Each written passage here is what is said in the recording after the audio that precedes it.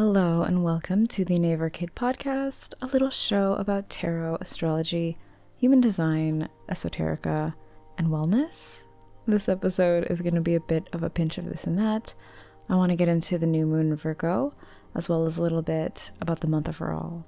And I'll have oracle card pulls for every human design energy type for September, so stick around for that.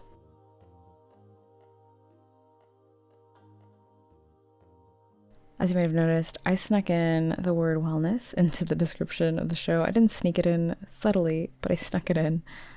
And I do kind of lean that way, and I kind of want to do more of that. There's a lot of meditation and green juice in my history, so why not? Why not lean into it? You know, the username / channel name that I go by is literally an English translation of a yoga pose, so why not? And talking about wellness on a personal level is very Virgoan. Virgo has a lot of dominion over health and hearth and all the things that we associate with quote-unquote wellness. And we have a new moon that's happening on the 2nd at 6:55 p.m. Pacific time. And it's a great opportunity to rethink and reestablish our routines, especially in matters of the body, the physical health, how our bodies function, how they feel in their environments, and in their personal cycles, and what we can do to improve and optimize our experience as human beings in a very fragile shell. So I'm not a medical professional, and I don't pretend to be. I just want to get that out of the way. As much as I am quote-unquote witchy, I still get my flu shots and vaccines. And at the same time, I also prefer bone broth, hot tea, and sleep over, double fisting NyQuil. So there's that. And all of this health talk is on my mind, not just because it is Virgo season, but because it is also the reason for the lack of an episode last week. If you follow me on Twitter, you'll know I got food poisoning last Saturday when I was going to record, and thankfully it passed. I drank a lot of ginger and peppermint tea, had some saltines, got it covered. And then my cycle came 5 days early. It was a lot of stuff that happened last week, and it's very funny that it all aligns with Mercury retrograde ending and all of the havoc that comes when it's stationing direct. And all of this is just so silly because I was so upset with myself for not being productive. And I know that that's the brain rot that comes with capitalism, but I was such a brat about not doing things when I wished I could have done them. And it's so stupid because I was having bad stomach cramps and cold sweats and I could not move comfortably. And I still felt bad about not being able to sit down in front of a mic. And that's so silly. So don't be me. But all of that being said, I still managed to edit a video for YouTube. And that went up last week. And it was an old one, but I had edited it down because it was about accepting that there are things we can't change and learning how to make do with the circumstances that we find ourselves in. And I'm pretty proud of that video, of the editing job, because there's little bells and whistles and, fully burned in subtitles that I was pretty proud of. And it's part and parcel with learning how to do something new, trying to teach yourself how to do something new, which is a very good segue to talk about the new moon. I will have written tarot scopes posted for every zodiac sign, but in today's episode, I do want to focus on the human design energy types because I do that for the beginning of every month. It just so happens that the new moon in Virgo coincides near the beginning of the month, but usually, you can have a new moon in the middle of the month. It's 28 days. Okay, so the new moon in Virgo, Mercury finally went direct on the 28th. I do want to ask, how is everyone? How have you made it? Have you made it? Did you make it out alive? And things are still going to be wonky because we're in the shadow period until about the 12th of this month. But the new moon is giving us a chance to create a new routine and a new approach to our daily lives. It's giving us a chance to retool what we do and what matters to us. And there's a lot of emphasis on the minutiae for most of the signs. But we do also see that in the human design pulls.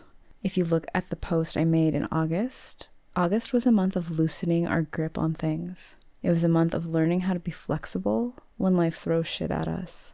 But September looks like it's a month of getting back out there and interacting with the world more and more. This new moon, and of course the sun, as it happens with every new moon, are sitting together in Virgo, and Saturn in Pisces is fairly close in how it's opposing those two. So we have the sign of service, Virgo, being balanced by the sign of dreams. And this always happens because they are directly on the opposite ends of the zodiac. But Virgo seeks to improve upon the current conditions because of how it's being challenged by the ideals. And we also have Mars in Gemini slowly making its way out of that sign, but not without squaring Neptune and Pisces. So the planet of action, Mars, is feeling some pressure from the planet of sensitivity, which is Neptune. So we have some emotionality that's affecting our strategizing and our follow through. So do you know how to navigate that? And like the example above, if you get sick, what's in place to help you steer the ship and get it back to where it's supposed to be going? And do you know how to not beat yourself up if you quote unquote fail the goals that you've set up in place? Are you even the person who has set up those goals? And are those parameters as stringent as you think that they are? And this new moon also has Venus in Libra, and she's going to be there until the 22nd of this month.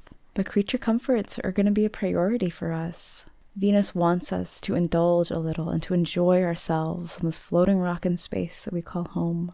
She wants us to delight in the company and experiences that others have for us, that the world has for us.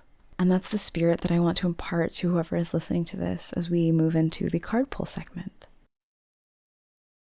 Because Venus is in Libra, one of her signs, these messages will be done in the same vein as my little love notes that I have in my shop. Those are reading offerings that were conceived last year when Venus was also in Libra. If you get one, you don't need a question. It's a random pull, but I do write them all in a very supportive and encouraging voice. So let's get on with the readings. I'm using the Herbal Astrology Oracle, which is a powerful deck that was gifted to me by a dear, dear friend. As you might guess, it is steeped in herbalism, so it's all about plant medicine and plant allies. And as is the case with plant medicine, it works slowly with consistency. If Virgo season wants us to start building something, we have to do it brick by brick. All right, so my generators. Your card for the month of September is reishi, the mushroom. And the key word on this card is retreat. Now, do you feel like that means the verb or the noun? Meaning, are you walking away, or are you envisioning a secluded spot where you can indulge and rest? Or do you think of both? Because the wisdom of this card and this herb says that for some of you, the difficult thing will be admitting that you need to walk away and just put something on pause. And for the rest of you, the difficult thing will be staying put and allowing yourself to heal up and take a nap. On the card itself, there is a giant bear sleeping on a tree stump while reishi grows on the other trees nearby. Hibernation is the point here. Generators, you do so much already, especially if you're doing things that actually light you up. But you can't forget that you have a body that still needs to sleep. And if your sleep schedule and sleep hygiene have been wonky, you need to commit to fixing that. And if your task lists are overflowing, you need to find ways to drop them or delegate. It's like the saying goes, work smarter, not harder. And I also want you to look for things that ultimately give you energy. So if you have a hyperfixation right now that you're intrinsically motivated by and that you keep putting time in, that kind of does help you. Like that fire you're feeling is generative, and it's something that you can take with you to commit to other things in your life. For my manifesting generators, the advice for September is Palo Santo, with the keyword of guardian. Now you are a subtype of generator, so not only will you benefit from revising your routines and your tasks so that they incorporate more rest, but you'll also really benefit from welcoming guidance from a mentor of sorts, especially someone from your past. None of us have all of the answers, and it's okay to admit when you need help. Now the card itself has a stick of Palo Santo in a forest and is now smoking, and you can see the face of an elder in the smoke. There's also a little fox with a 7-pointed star on their forehead, little sparkles emanating from it that blend in with the trails of smoke. And both of these are guardians in a way. The spirit of our ancestors, whether it's by blood or by bond, as well as animal familiars, can guide us through difficult times. Seeing this card for you tells me that those spirits are looking out for you. So if you feel lost, let them help you. Even if they're no longer physically with us, there's still so much that we can learn from them. Palo Santo clears a path by clearing out malicious energy. And that's why so many cultures in Central and South America use it for smoke cleansing. It is subtle work, but it is powerful. And so the advice you need right now isn't going to be something that gets thrown in your face. You have to be open to witnessing it.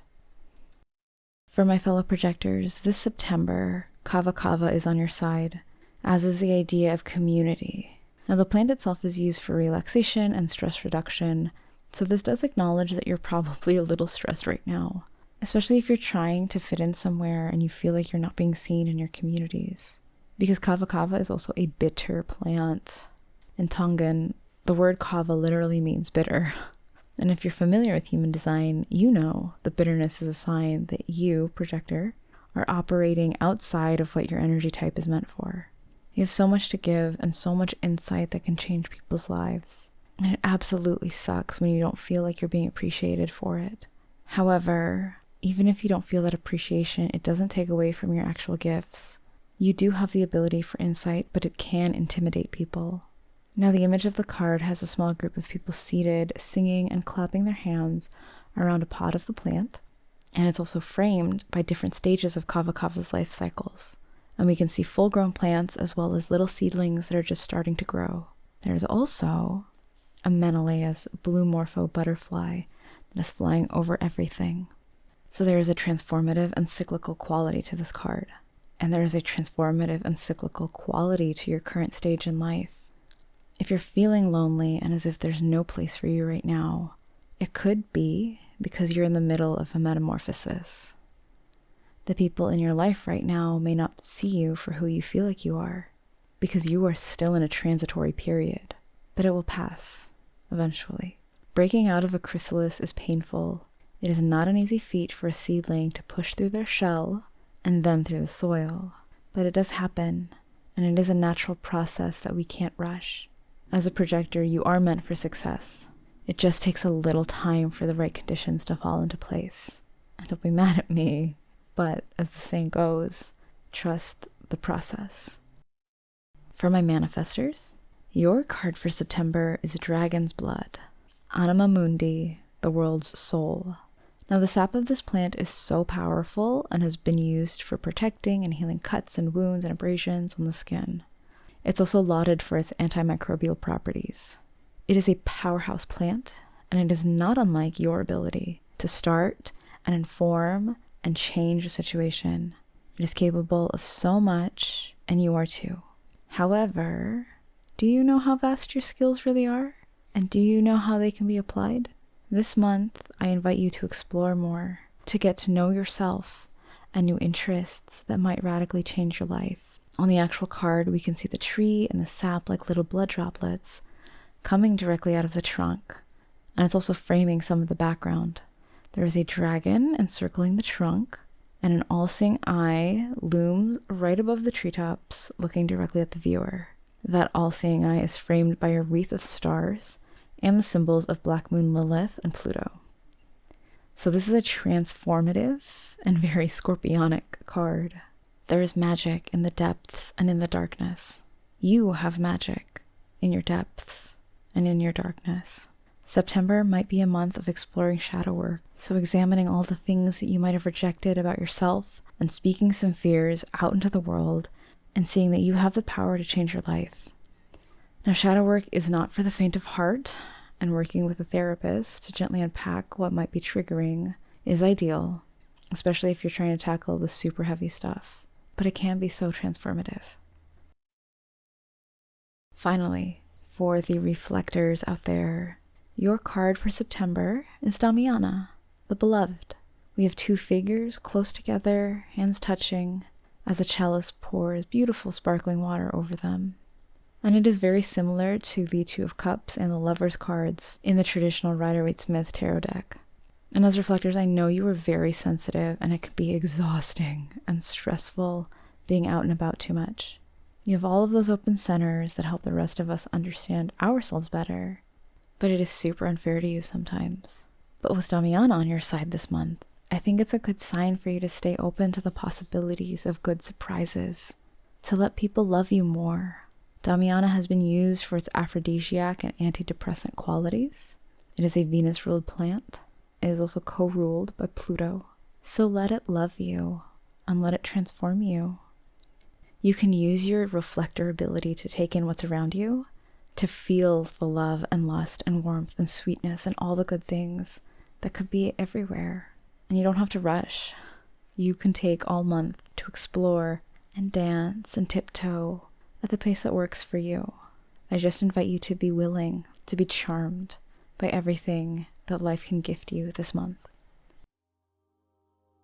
This was a big episode, and I hope this has given you something to chew on for this new moon in Virgo. New moons are a time to start new things, and even though Mercury retrograde shadow period is still giving us some speed bumps, don't be afraid to establish something new for yourself.